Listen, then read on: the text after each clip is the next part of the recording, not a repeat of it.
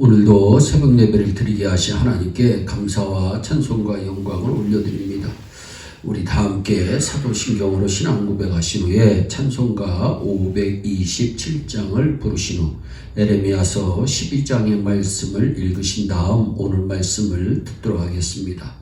에레미야 선지자는 1절 말씀에서 악인의 형통함, 반역자의 평안함에 대하여 하나님께 질문합니다. 5절에서 하나님께서 답하시는데 의인이 당하는 고난은 더 큰 어려움을 이길 수 있는 능력을 주시기 위한 훈련이라는 내용의 말씀을 주십니다. 베드로전서 1장 6절로 7절 말씀입니다. 너희가 이제 여러 가지 시험으로 말미암아 잠깐 근심하게 되지 않을 수 없으나 오히려 크게 기뻐하는도다. 너희 믿음의 확실함은 불로 연단하여도 없어질 금보다 더 귀하여 예수 그리스도께서 나타나실 때에 칭찬과 영광과 존귀를 얻게 할 것이니라. 아멘.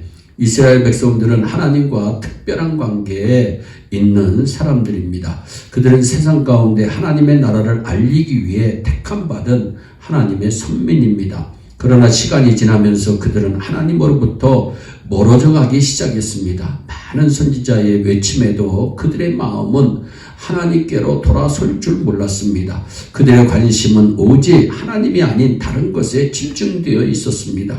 하나님의 계명을 떠나고 우상을 숭배합니다. 그들은 이로 인해 많은 환난을 겪어야 했고 많은 것들을 빼앗기고 많은 수고가 수포로 돌아가게 됩니다. 또한 반복되는 침략을 당하게 되고 농사를 지어도 흉작이 되고 풀이 마르고 짐승들이 죽어 사람이 살 수 없는 땅으로 변하였습니다.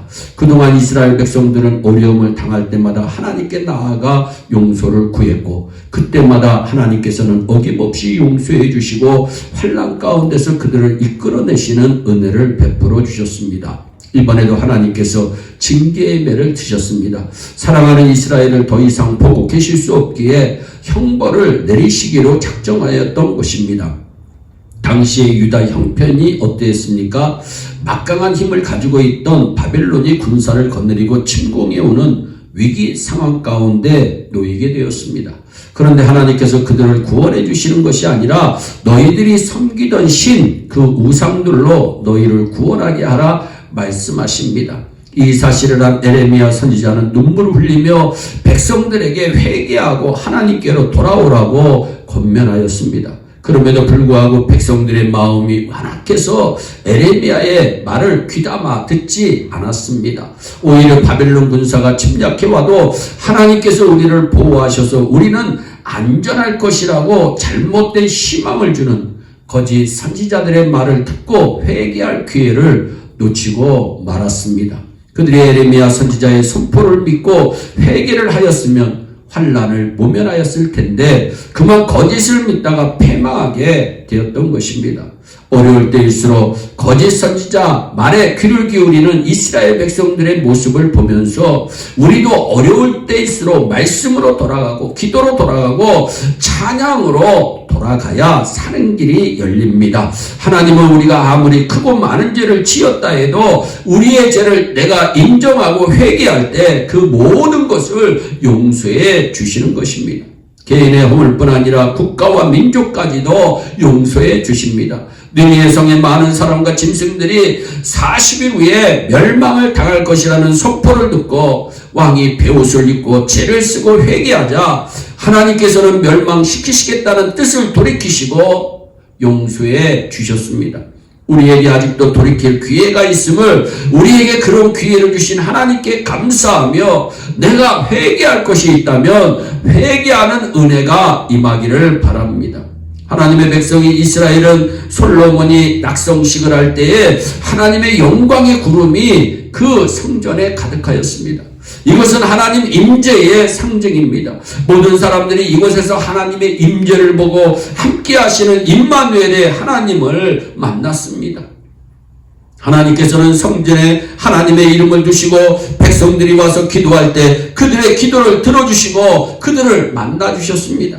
그러나 이제는 그 장소가 더 이상 하나님의 영광이 머무르는 장소, 하나님을 기쁘시게 하고 서로 기쁨을 나누는 그런 만남의 장소가 아니었습니다. 오히려 그 장소가 하나님께 슬픔을 안겨드리는 장소가 되었습니다. 이들의 예배는 형식적이었고 열심과 정성이 없었고 심지어 예배를 짐스럽게 여기기까지 하였습니다.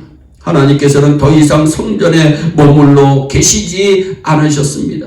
얼마 지나지 않아 에레미야 선지자의 예언처럼 바벨론의 침공을 받은 유다는 예루살렘 성전을 빼앗기고 말았습니다.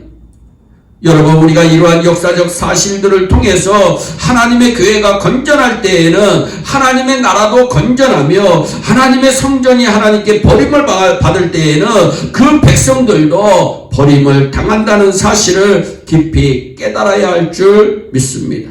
이것이 이스라엘의 역사입니다. 사랑하는 여러분은 언제나 영적인 것이 먼저입니다. 소돔과 고모라 성은 죄악이 너무나도 심하여 하나님의 심판을 받아 불과 유황불로 멸망을 당한 거 우리가 잘 알고 있습니다. 그런데 성경은 우리에게 소돔과 고모라가 그들의 죄 때문에 멸망한 것이 아니라 의인 10명이 없었기 때문이라고 말씀하고 있다고 하는 사실을 기억해야 합니다. 이 땅의 운명은 하나님이 찾으시는 의인의 역할을 감당하는 교회에 달려있는 줄로 믿습니다.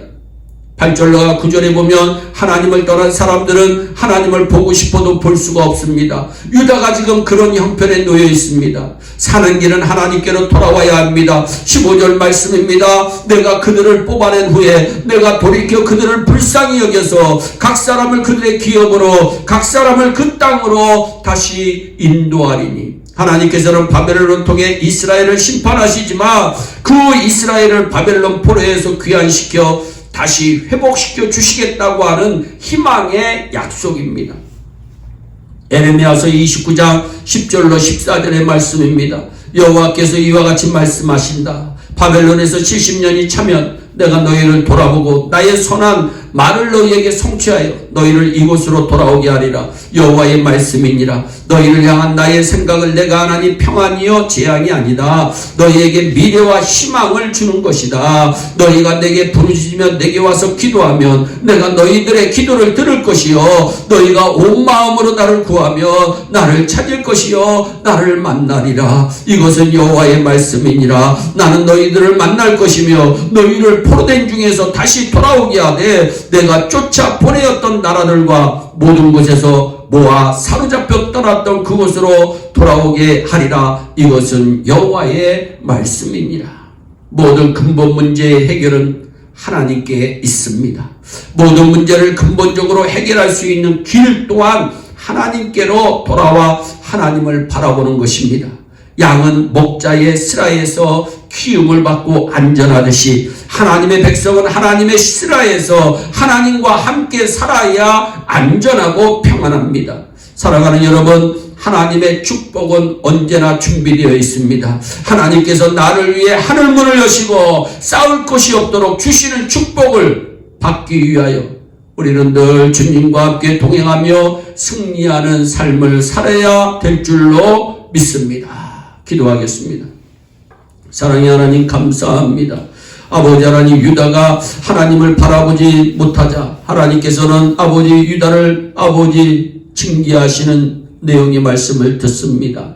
아버지 하나님, 우리 예일의 성도들 아버지 혹시 하나님 앞에 범죄한 게 있다면 하나님께로 돌아오게 하시고 하나님만 바라보게 하시고 하나님 의지하며 사는 은혜가 임하여지기를 간절히 소원합니다. 아버지 하나님, 예일교회 성전에 하나님의 영광이 가득 채워주시옵소서. 하나님의 임재하심이 충만하게 하시옵소서. 아버지, 예일교회 성전에서 예일교회 예배당에서 우리 하나님 앞에 기도할 때 하늘문이 열려지게 하여 주시고 응답의 역사가 일어나게 하여 주시옵소서. 주여 하늘을 가르시고 예일교회에 강림하시옵소서. 주여 하늘을 가르시고 예일교회 성도들에게 강림하시옵소서. 주의 은혜가 아버지 넘쳐나게 하여 주셔서 우리 예일의 성도들이 날마다 주님과 함께 승리하는 복된 인생 되게 하여 주시옵소서. 감사하고 예수님의 이름으로 기도하옵나이다. 아멘. 우리 다 함께 주기도문으로 예배를 마치시고 각자 개인 기도하신 후에 오늘도 주 안에서 승리하는 복된 하루 되시기를 바랍니다. 감사합니다.